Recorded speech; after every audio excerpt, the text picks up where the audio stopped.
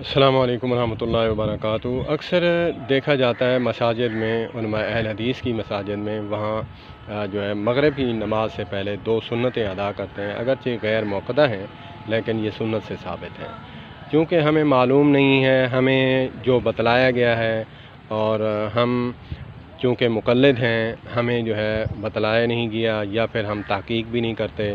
تو میں نے شیراں گیٹ مولانا احمد علی لاہوری رحمۃ اللہ تعالی علیہ کی مسجد میں تقریباً 20 سال کا عرصہ ہو گیا ہوگا، کم و بیش، یا پھر 15 سال ہوئے ہوں گے۔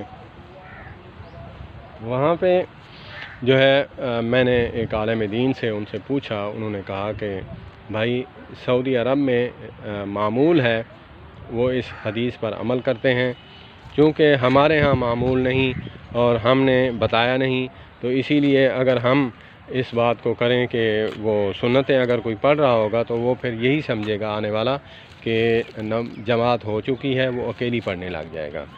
تو اس بات پہ لانے کے لیے سب علماء کرام کو جو ہے متفق ہونا پڑے گا، لہٰذا جو ہے یہ حدیث سے ثابت ہے لیکن ہم اس پر عمل نہیں کرتے، تو اللہ پاک ہمیں توفیق دے۔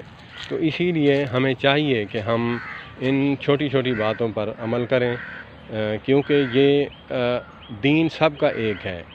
نبی اکرم صلی اللہ تبارک و تعالیٰ علیہ وآلہ وسلم جیسے ہمارے نبی ہیں، ویسے دیوبندیوں کے بھی ہیں، بریلویوں کے بھی ہیں، سب مسلک جو ہیں اس روح زمین پر ہیں ان کے مشترکہ نبی ہیں۔ اللہ بھی ایک ہے، قرآن بھی ایک ہے، حدیث بھی ایک ہے، صحابہ، اہل بیت، بزرگان دین سب ایک ہیں، لیکن ہماری سمجھنے کی کمی ہے۔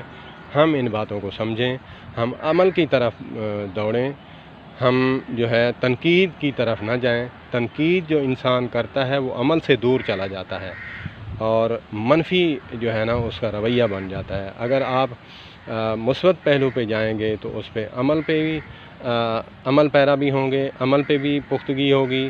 اللہ پاک چھوٹے چھوٹے جو ہیں اعمال کرنے کی توفیق عطا فرماتے ہیں اور دل بھی سکون میں رہتا ہے۔